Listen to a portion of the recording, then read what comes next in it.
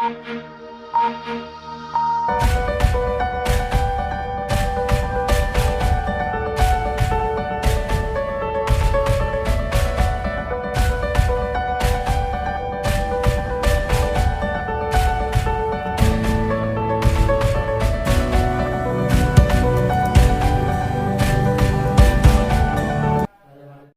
आज मैं खड़ा हूँ जनपद बिजनौर के नांगलसोती थाना क्षेत्र के ग्राम जालपुर में, जहाँ पर मेरे पीछे एक हवेली देख रहे हैं। ये हवेली का अपना एक इतिहास है। कई रोचक तथ्य इस हवेली में आज भी छुपे हुए हैं, जिसको मैं आपके सामने शेयर करूँगा, आज बताऊँगा। क्योंकि इस हवेली का इतिहास ये है, सन 1922 में 20 मई 1922 में सुल्ताना डाकू, जो हमारे देश में एक प्रसिद्ध डाकू रहा है, जिसको अंग्रेज़ों की हुकूमत के टाइम का मामले हैं कि कई जगह पर उसने डकैती डाली, लेकिन डकैती डालते समय वो अक्सर जो बड़े ज़मींदार होते थे उनको बाकायदा चेतावनी देने के बाद ही डकैती डालता था। उसी मामले में आज ये भी एक हवेली है जो उसकी आखिरी डकैती में शामिल है। इस हवेली पर 20 मई 1922 को सुल्ताना डाकू ने अपने लगभग 100 घुड़सवार लश्कर के साथ इस हवेली पर डकैती डाली थी। घंटों तक इस हवेली के जो चौकीदार थे, जो सुरक्षाकर्मी थे, गार्ड थे, उनके साथ गोलीबारी हुई। गोलीबारी होने के बाद घंटों तक दरवाज़ा जब नहीं खुल पाया, दरवाजे पर जो मेरे पीछे देख रहे हैं आप, एक बड़ा गेट इस हवेली का है। उस गेट पर गोलियां चलाई गईं, गोलियों के निशान आज भी मौजूद हैं। कुल्हाड़ी चलाई गई, उसके निशान भी आज मौजूद हैं। जिसके बाद काफ़ी मशक्क़त करने के बाद उसने एक गेट के बराबर से ही एक खिड़की है दीवार में, उस खिड़की से होकर के वो सुल्ताना डाकू और उसके जो और अन्य साथी थे वो अंदर घुसे। उस दौरान 17,248 रुपये की डकैती यहाँ पर डाली गई थी, कैश लूट लिया गया था, जिसको उस समय की बहुत बड़ी डकैती माना जा रहा था। उसी मामले में जब उसने यहाँ लोगों के नाक में, अंग्रेज़ी हुकूमत के नाक में दम कर दिया था, उसके बाद अंग्रेज़ी हुकूमत ने ब्रिटेन से एक जाबाज़ ऑफ़िसर को बुलाया, एक बड़े अधिकारी को बुलाया, जिसके बाद उसको गिरफ़्तार किया गया। गिरफ़्तार करने के बाद उसको फांसी भी हुई।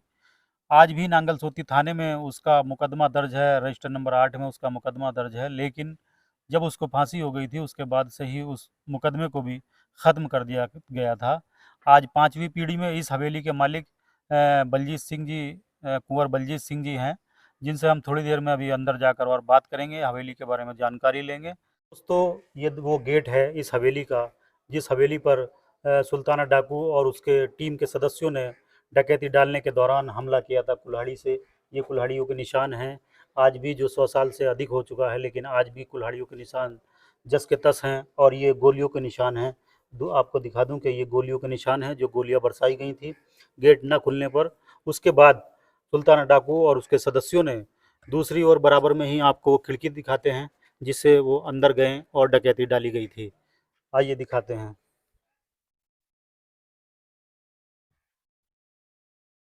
ये वो खिड़की है दोस्तों, ये वो खिड़की है जिसको तोड़कर उसके सदस्य या सुल्ताना डाकू की जो टीम के लोग थे, जो डकैत थे, वो अंदर गए और जिसके बाद हवेली में घुसकर तांडव मचाया और लूट कर ली थी।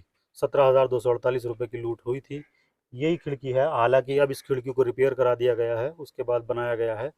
इसी खिड़की से सभी बदमाश अंदर पहुंचे थे और लूट की घटना को, डकैती की घटना को अंजाम दिया गया था।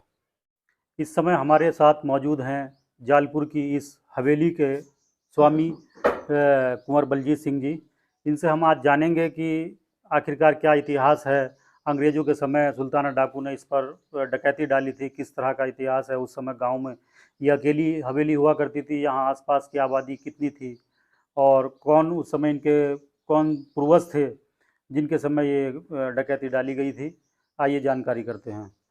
तो बलजीत जी, आपसे हम जानकारी करते हैं कि क्या इतिहास रहा है, कुछ हमें इसके बारे में जानकारी दें। देखो जी, ये जो हमें लोगों से पता चला है और अपने बुजुर्गों से कि ये जो हवेली है ये 1799 में बन के तैयार हो गई थी। जी। और उस टाइम पे पूरा गांव इसी कंपाउंड में रहता था, और जितने भी थे गांव के, वो सारे इसमें ही काम करते थे और उन्होंने ही बनाई थी। और देखो जी, सुल्ताना की डकैती जो थी वो 20 मई 1922 को डाली थी उसने। और उस टाइम पे हमारे ग्रेट ग्रैंडफादर चौधरी सिब्बा सिंह मौजूद थे। उस टाइम पे उनकी उम्र थी करीब 85 साल, और मेरी दादी मौजूद थी, और दादी करीब उस टाइम पे 5 साल की थी। जी, जी। अच्छा, जिस समय डकैती डाली गई, क्या-क्या घर से गया था सामान? देखो जी, डकैती तो सामान तो सारा ले गए थे, और जो नहीं ले जा पाए थे वो मतलब उसमें आग लगा गए थे कि मतलब अगले दिन जो कपड़े मंगाए थे वो भी हमने पहनने से नजीबाद से आए थे। और नांगल थाने में इसकी रिपोर्ट दर्ज है, आज भी देखी जा सकती है, और उसमें करीब 18,000 की वो डकैती वहाँ लिखी हुई है कि 18,000 की डकैती जी। पड़ी हुई।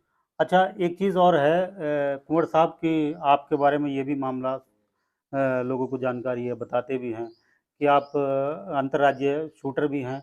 उत्तराखंड सरकार आपको समय-समय पर जो आदमखोर जानवर हुआ करते थे, उनको मारने के लिए बुलाया गया है। अभी तक कितने जानवरों को आपने मारा है या क्या मामला रहा है आपका? देखो जी, मैं 98 से मैं ये आदमखोर बाघ मार रहा हूँ, और मैं उत्तराखंड का रजिस्टर्ड शिकारी हूँ, और अब तक मैंने करीब 17 मार चुका हूँ, और मैंने उस पर एक किताब भी लिखी है जो भगवान ने चाहे तो जल्दी ही पब्लिश होगी, इंग्लिश में है, the man eaters of Uttarakhand. जी। और समय समय पे बुलाते रहते हैं, और हमारी 4 की टीम है। अच्छा। पहले थी, लेकिन अब तो मैं जाता नहीं हूँ क्योंकि टीम भी हमारी तितर बितर हो गई। तो अब आते हैं, लेकिन मैं मना कर देता हूँ, भैया मैं नहीं, किसी और को देखो। जी, अच्छा, एक चीज़ और है, जैसे अभी हमारे यहाँ पर गुलदार का इतना मामला रहा है, बहुत शोर मचा है, लगभग 15 लोगों को जो यहाँ पर आदमखोर गुलदार थे, मौत के घाट उतार दिया है।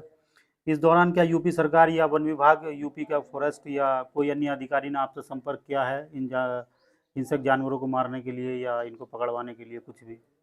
देखो जी, सन 21 में यहाँ एक वो हो गया था मैनीटर लेपर्ड, और उसने 6 मारे थे। एक हमारे गांव के पास है सराय आलम, वहाँ भी एक मार दिया था।